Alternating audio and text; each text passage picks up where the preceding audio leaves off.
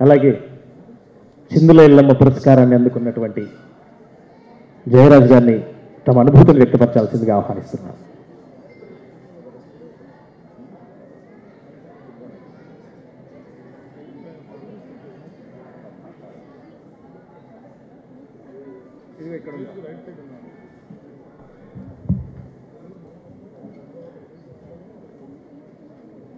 తేనా ఈ అవార్డు నాకు ఇవ్వటం అనేది నేను చాలా పువ్వుల నుండి మకరత్నాలను తీసుకున్న తేనె ఎలా ఉంటుందో ఈ తేనె అవార్డు నాకు అంత గొప్పది.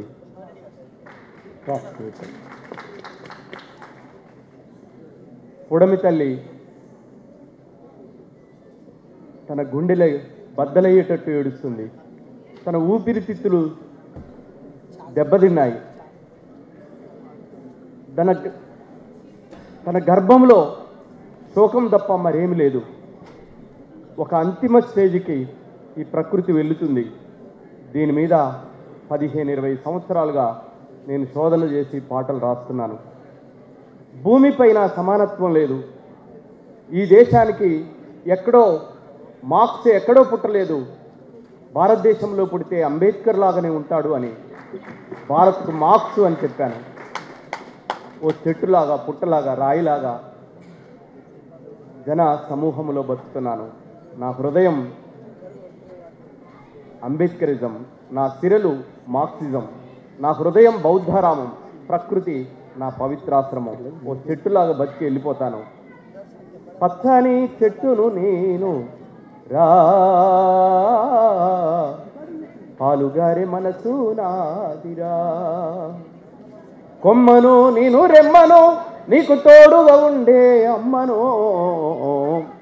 మీ పొలమును దున్నిన నాగలై, పంటను మోసిన బండినై, అమ్మమ్మ చేతిలో కవ్వమై, తాతయ్య చేతిలో కర్రనై, అమ్మ పాటతో ఊగిన ఊయలై, ఆ పాడేటి పిల్లన గ్రోవినై, నింగి మబ్బుల్ని వానగా మలిసినం, చేను చిలకల్ని నీళ్లతో దడిపినం, చెడ్డ గాలి పీల్చి మంచి విడిసినం, మీకు ప్రాణవాయువుల్ని పోసినం, మీరు కనువిందు చేసిన పువ్వులం, మీ కడుపాకలి తీర్చే పండులం, అలసిపోతే నీడనిచ్చినం, చల్ల గాలితో ఒళ్ళంత తడిపినం, ఎగిరే పక్షుల్ని ముద్దాడి పెంచినం, లేడి పిల్లల్ని ఒళ్ళోన దాసినం, అడవికొచ్చిన మునులను సాధినం, బోధి వృక్షమై బుద్ధుల్ని చేసినం, మీరు కూర్చుంటే కుర్చీ పీటలం, పడుకుంటే పందిరి మంచాలం, మిమ్ము కంటికి రెప్పలా కాసినం, మీ ఇంటికి ముందర గడపలం,